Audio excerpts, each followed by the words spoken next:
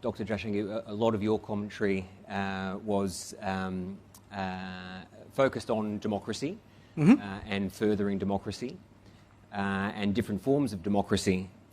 There are occasional comments that we see on the undermining of democracy in India, most recently in the context of the BBC, and just yesterday at the Munich Security Conference, George Soros spoke on many issues, but specifically on open and closed societies, and called on institutional reform in India. How do you, as Foreign Minister of India, explain this when you're dealing with your Quad ministers in particular, as well as others? Well, look, I actually made 2 points. One, how the world is changing. It is rebalancing. It is less Euro-Atlantic. I don't think everybody gets that. I think old habits die hard.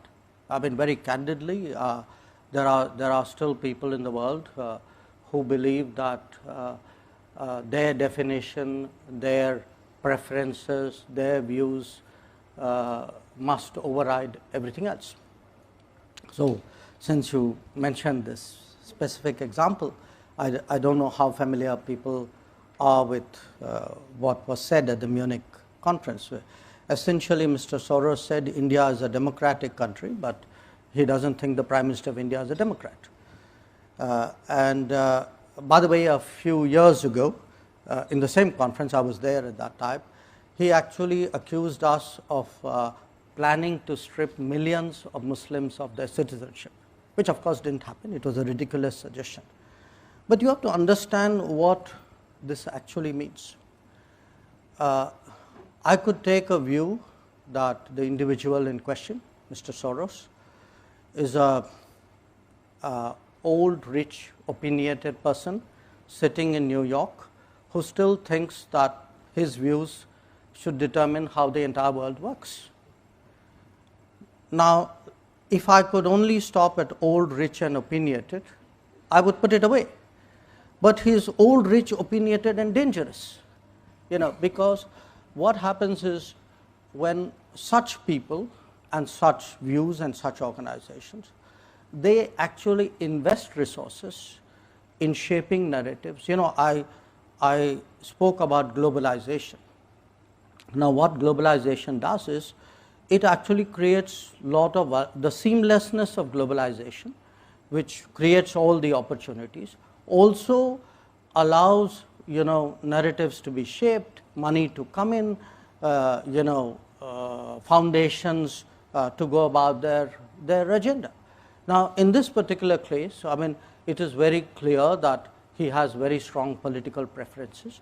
He actually thinks that, I mean, doesn't matter that this is a country of 1.4 billion people, we are almost there, whose voters decide how the country should run.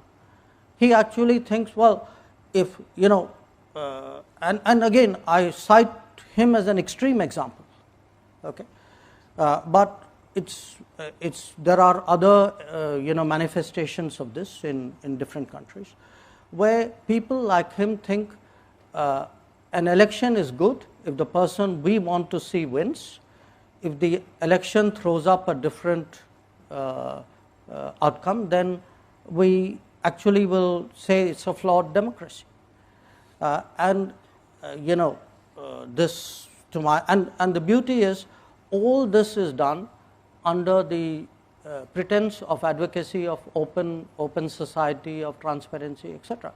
So our generation, we have grown up with concepts like regime change, which influence operations. Now, you can call it what you will. I mean, to me, this really looks the same, with a gloss of some kind of do-goodism on it. So, for me, it's actually necessary today that we have today a serious conversation on democracy. When I look at my own democracy, I mean, I have today a voter turnout which is unprecedented, electoral outcomes which are decisive, electoral processes which are not questioned. We are not one of those countries where after the election somebody goes to arbitrate in court. Okay? We don't have any hanging chads either. Huh? And you know, where you actually say, I will sit in judgment over the verdict of voters. Now, my sense of democracy is the voters are supposed to decide. And it worries us because look, we are a country which went through colonialism. We know the dangers of what happens when there is outside interference in whatever guise in your politics.